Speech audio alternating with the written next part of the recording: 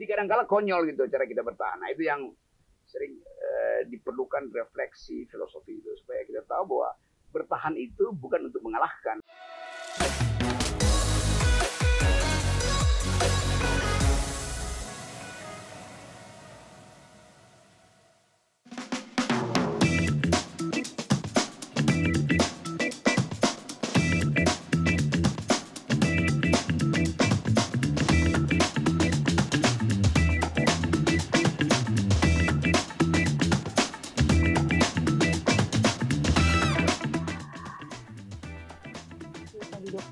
Sejenak kali ini Bang, sejuk banget sih ya kalau Ya mestinya nggak pulang. iya nih.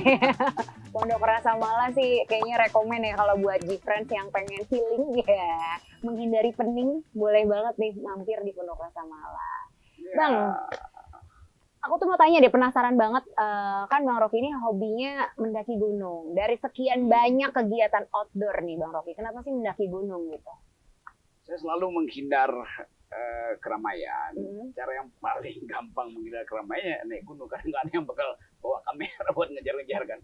Jadi sebetulnya itu dua hal sebenarnya buat olahraga yang paling murah, walaupun berat. Ya. Dan fisik ya. Ya buat kalau kontemplasi ya itu terlalu basa-basi lah. Ya buat menghindari keramaian aja tuh. Menghindari keramaian. Wah, ini benar-benar filsuf sejati nih kayaknya deh. Kamu juga kan kalau menghindari keramaian cari ketenangan ya. Ketenangan. Di bawah. Berapa lama kamu kalau seberapa dalam tuh biasanya yang aman tuh?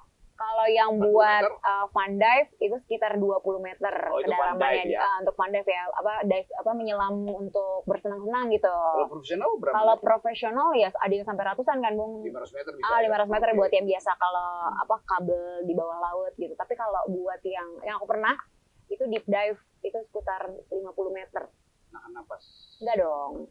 Pakai alat, pakai scuba gear.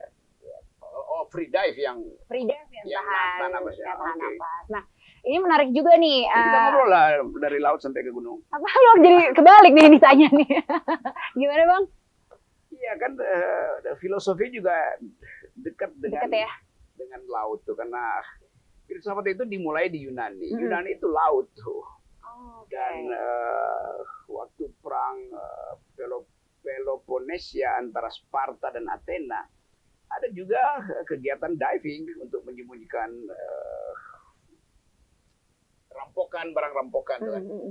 Jadi dari kira-kira abad 400, bukan abad tahun 400 sebelum Masehi, diving itu udah dikenal. Udah ada ya? Memang itu kegiatan para bajak laut sebetulnya kan. Jadi kalau kamu ngedive, orang ini Rima ini lagi jadi bajak laut. Bajak laut. Oke.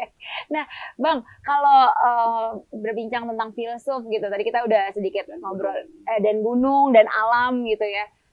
Ada nggak sih filsuf-filsuf yang juga bisa diaplikasikan gitu sama G-Friends yang mungkin juga dekat sama alam dan lingkungan gitu? Semua filsuf itu dekat dengan alam. Plato juga suka jalan itu kan. Dan uniknya Plato bilang begini nih, di dalam berjalan saya menemukan ide gitu. Gitu. Misalnya ilmuwan Isaac Newton menemukan inspirasi tentang hukum gravitasi ketika lagi hiking, lalu tiba-tiba ada buah, orang sebut buah apel jatuh di kepalanya, lalu dia mulai berpikir kenapa buah apel jatuh ke bumi itu, ada gaya gravitasi itu. Banyak filsuf yang juga pendaki gunung tuh. Ada seorang filsuf yang bahkan menetap di tebing itu, dia bikin di Austria itu atau Finlandia, supaya dia bisa merasakan apa artinya bertahan hidup tuh. Jadi dekat aja alam dan filosofi itu sangat nyatu karena ada konsep kosmologi yang sama. Kalau Bang Rocky sendiri lebih dulu menjadi seorang pecinta alam atau pecinta filosofi? Atau dari alam akhirnya mencintai filosofi, atau dari filosofi akhirnya menuju ke alam? Ya saya naik gunung dari SMA lah, atau SMA, atau ya pada waktu mahasiswa udah sering akhirnya tuh.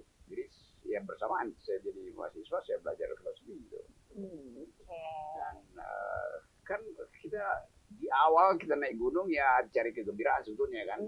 Buat pacaran yang gratis itu naik gunung aja pada waktu itu. Tapi lama-lama kita mengerti bahwa gunung itu menyembunyikan rahasia manusia di situ. Itu diuji tuh. Kalau kita salah melangkah satu langkah salah itu jurang. Kalau terlambat mengukur cuaca tiba-tiba badai. Tuh. Tapi di situ justru eksistensi manusia itu ditemukan. Kan sama seperti kalau kamu diving kan kamu bertemu dengan alam yang lain. Iya betul. Di dalam lautan lalu ada semacam ketegangan psikologi. Saya bisa muncul lagi apa enggak gitu ya. Kenapa ikan itu terlihat indah kalau nggak diganggu justru kan. Jadi bagian mendaki dan menyelam itu dua-duanya menimbulkan perasaan baru bahwa manusia itu sebetulnya dari awal dia mesti mempersiapkan diri karena dia nggak pernah beradaptasi langsung dengan gunung, dengan hutan, dengan laut. Kalau kita naik gunung kita mesti adaptasi itu naik pelan-pelan supaya ada aklimatisasi. Jadi kan kalau menyelam kan itu bertanda bahwa kita tidak dipersiapkan untuk menghadapi dunia yang tidak kita kenali. Lain dengan ikan dia dicemplungin langsung jalan tuh burung langsung terbang ke pohon. Nah manusia butuh persiapan untuk mempertahankan hidup. Itu namanya kebudayaan. Itu namanya peradaban. Jadi peradaban adalah hasil evaluasi manusia supaya dia bisa bertahan. Berarti bertahan itu juga adalah salah satu seni kemampuan manusia hingga sampai saat ini juga masih bertahan gitu ya, bisa beradaptasi gitu ya. Iya, jadi hanya makhluk manusia yang mampu untuk mencari alat bertahan tuh. Kalau makhluk natural dia sudah dipersiapkan alam untuk fit and proper dengan lingkungan. Kita harus bertahan dari kekacauan ekologi, lalu kita bikin AC pada saat yang sama waktu kita pasang AC, tetangga kita jadi kepanasan, dia pasang AC lagi, lama-lama bumi naik.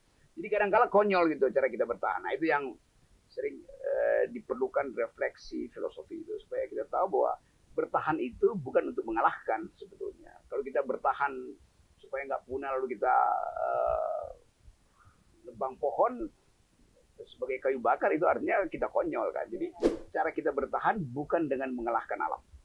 Itu dia tuh. Kita sering mungkin mendengar nih ya Gifran kata-kata bahwa jangan pernah meninggi dengan menjatuhkan orang lain gitu ya. Ya, itu filosofi manusia yang beradab begitu. Seperti itu. Wah, ini sangat menarik ya dari G20 kemudian kembali ke alam dan kita mau ke segmen yang seru banget karena perbincangan kita juga udah seru nih, Bang Rocky. Ini ada segmen games this or that. Oke, udah siap ya Bang ya? Kita akan bermain dengan cepat. Bang Rocky harus langsung memilih satu di antara dua kata yang Rima sebutkan. Oke? Ya. Are you ready? Sangat siap. Oke. Gibran, langsung aja nih kita bermain dengan Bang Rocky Gerung dengan this or that. Oke, langsung aja Bang Rocky. Yang pertama, cerewet atau pendiam? Pendiam. Waduh, berarti saya cerewet nggak bisa nih Bang ya. Manja atau mandiri? Mandiri. Mandiri. Cuek atau perhatian? Cuek. Cuek. Munafik atau muka dua? Apa bedanya nih ya? Lebih baik muka dua daripada munafik. Oke, baik. Kemudian ekstrovert atau introvert? Introvert. Introvert. Logika atau perasaan Bang? Logic. Oke. Menyapa tanpa bertemu atau bertemu tanpa menyapa? Bertemu tanpa menyapa. Bertemu tanpa menyapa ya. Oke. Dihianati atau mengkhianati? Mengkhianati. Kenapa? Sebelum dihianati. Oke. Tapi kan katanya lebih sedih Bang kalau kita yang mengkhianati. Akan selalu teringat-ingat gitu. Iya, tapi kita bisa antisipasi kan. Kita mau dihianati, mending mengkhianati duluan itu. Jadi karena kita bisa perbaiki. Kalau kita yang mulai, kita bisa perbaiki. Berarti lebih baik disakiti atau menyakiti? Ini tambahan, nggak ada nih. Lebih baik disayang. Wah, siap kalau gitu. Udah semuanya dijawab nih Bang Rocky dari This or That kita. Tapi kalau ngomong tadi kan disayang ya, disayang itu kan salah satu yang perasaan yang timbul saat kita merasakan bahagia gitu ya. Kita merasa disayang, akhirnya kita bahagia gitu. Ya, itu namanya rasa malah. Rasa malah. Ya, rasa sayang manusia lanang. Waduh, pas banget sama lokasi kita, Gifran. Luar biasa nih Bang Rocky Gerung, ya kan? Bang, kalau boleh nih ya, apa sih 3 hal yang paling membuat seorang Rocky Gerung bahagia? Satu, kalau nggak ada orang di sekitar kita tuh, saya. Berarti bukan anti sosial. Kalau orang dia egois, bukan berarti dia mementingkan diri sendiri tuh. Dia ingin supaya dia tidak mengganggu orang lain sebetulnya tuh. Itu intinya. Jadi kita bolak-balik aja tuh. Lalu apa lagi tuh? Dua lagi apa? Yang pertama saat tidak ada orang tadi yang bikin bahagia. Yang kedua ada musik blues. Yang ketiga Bang? Yang ketiga ngobrol dengan orang yang pintar. Waduh, ini hari ini sempet nggak nih Bang ngobrolnya? Iya, karena itu saya betah. Waduh, terima kasih Bang Rocky Gerung. Oh, Rima. Iya betul. Tapi kalau ngomongin tentang apa tadi yang pertama menghindari orang ya, Bang Rocky pernah nyoba diving nggak menyelam? Enggak, itu ya kalau 1,5 meter seperti ini bisa. Tapi harus dicoba sih, karena salah satu alasan. Iya, jadi salah satu alasan saya Rima menyelam nih mungkin buat different semua yang bertanya-tanya gitu, apa sih yang membuat menyelam itu sangat menyenangkan gitu? Karena di bawah itu di saat kita hanya bisa melihat dan juga mendengar tanpa berbicara. Karena kalau misalnya kita ngomong, kan kita bernafasnya dari peralatan itu menggunakan mulut kan. Jadi itu benar-benar saat dimana kita akhirnya mensyukuri banget gitu apa yang ada di dunia ini, khususnya di alam sekitar kita gitu. Karena kan di sini kita cuma bisa lihat terus nggak depresi gitu kan. Enggak sih, kayak apa ya, kayak kebahagiaan yang berbeda gitu loh Bang, kayak sesuatu yang nggak biasa kita lihat di sekitar kita tapi ternyata ada juga gitu. Dan kayak latihannya berapa lama tuh? Kalau latihan G-Friends. Ini jadi topiknya tambah lagi. Keterangan teknis dari Rima itu. Kalau latihannya sebenarnya kalau mau nyoba ada yang namanya trial scuba diving. Jadi sekali datang aja udah bisa langsung coba dulu. Nah, kalau misalnya mau mendalami nanti bisa ambil lisensi gitu, Bang. Kenapa sih selalu ada istilah scuba diving itu? Apa bedanya dengan diving aja kan? Beda karena pakai alat, pakai scuba gear. Jadi harus dengan peralatan itu.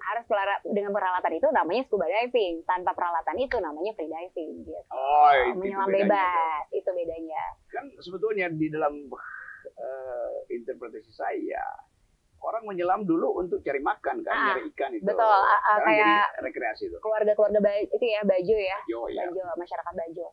Nah, kalau sekarang buat rekreasi karena itu kali. Tadi kata Bung Rocky, orang-orang menghindari manusia jadi nyari ikan. Iya, ikan itu mesti ditemani. Benar. Bukan dihafal nama-namanya aja. Wah, ketenangan lain. Nanti mungkin kita akan bincang-bincang lagi ya Bang Rocky ya. Di kesempatan lain nih bareng G-Friends. Karena emang kalau berbincang tentunya ada hal baru yang akhirnya bisa kita ketahui juga dari sudut pandang lainnya. Dan kali ini adalah sudut pandangnya Bung Rocky Gerung. Nah, terakhir sebelum kita berpisah sama G-Friends, mungkin ada yang mau disampaikan nggak Bang Rocky? Ya G-Friends, selalu ada harapan. Kalau kita berenang, kalau kita menenggelamkan diri, kita punya kemampuan untuk tadi mengantisipasi diri kita sendiri supaya nggak terlambat muncul ke permukaan. Demikian juga kalau naik gunung, pastikan bahwa Anda akan turun kembali itu. Artinya jangan tersesat dan jangan konyol di puncak gunung. Jadi bersiaplah dengan hal yang terburuk. Hanya itu cara bertahan hidup. Wow, oke. Yeah. Ya, luar biasa banget nih, seneng banget bisa berbincang sama Bung Rocky Gerung. Sehat selalu. Oke, makin sehat. Oke, siap kalau gitu. Terima kasih. G-Friends, jangan lupa tentunya untuk like, komen, dan juga subscribe di channel dari G24, khususnya untuk playlist Rockypedia untuk mendapatkan pengetahuan baru yang pastinya bisa menginspirasi kita semua. Dan untuk itu, akhirnya kalau diawali sama pantun, kita akhiri pakai pantun ya, Bang Rocky ya. Oke, makan terasi jangan sampai tumpah. Terima kasih dan sampai jumpa. Rima Demensa pamit, sampai jumpa lagi di Rockypedia.